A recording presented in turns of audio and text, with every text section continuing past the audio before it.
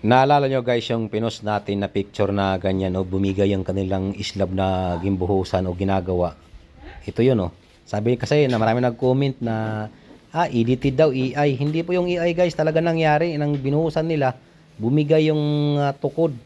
Ayos sana yung mga baka nila, ang ganda o. Tukod kasi kakaunti. Yan ang dahilan. Mabuti nga mo, wala may nadisgrasya ng mga tao dyan na gumagawa. Mayroon talaga ganyan, lalong-lalo na kung pakyawan at saka mabilisan or else yung may-ari ng papagawa ay gusto na magmadalian, ganun talaga ang nangyayari. May bukol-bukol ang kanyang pagpintura.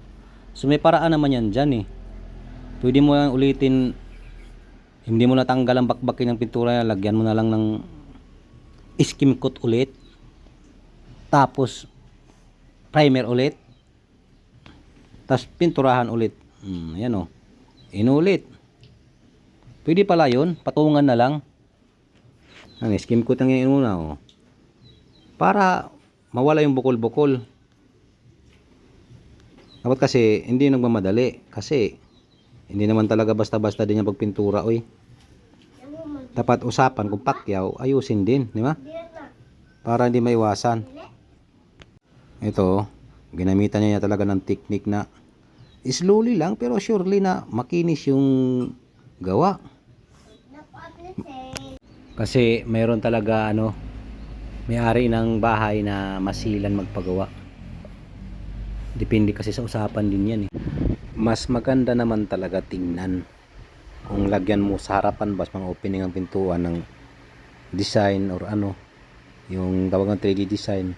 Pero kung ayaw mo ng ganyan, pwede mo lagyan ng tile trim. Kung ayaw mo na rin ma-45 yung degrees bang yung harapan, ganito ang gawin mo, lagyan mo ng tile trim sa unahan, mas maganda yan diba? Okay kaayo.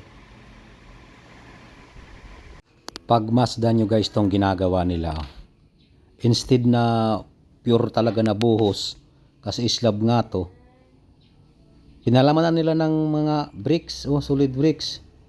Tingnan nyo, saka ngayon nila papatungan ng paano kayang diskarte dito. Kasi yung isa niyang kasamahan, siya nang tumira dito, paano nga trasis ba. Ang problema lang ang dugtungan na isa lang. Gusto kasi niya ito ngayon na magkabilaan ba salitan, pero ngayon pandugtungan mag-isa lang. Paano kaya ngayon yan?